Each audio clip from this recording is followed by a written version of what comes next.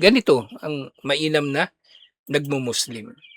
Hindi lang siya kumbaga Muslim lang.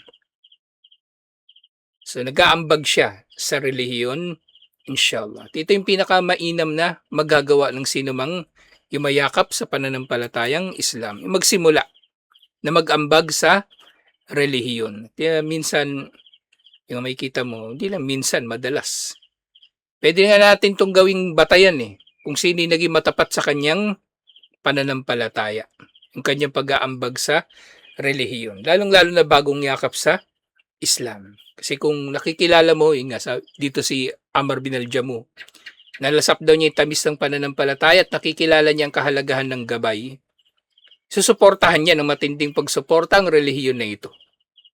Kaya kapag merong balik Islam, ito rin tinitingnan ko sa kanila mga magmumuslim, paano nilang sinusuportahan ng relihiyon? Hindi yung wala lang.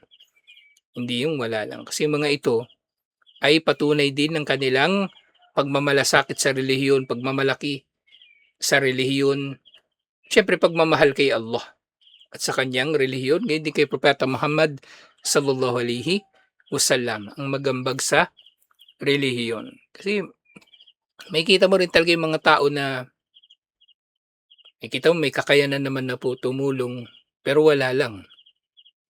Wala lang. Tama nga na tinawag ang kawang gawa bilang sadaka sa Islam.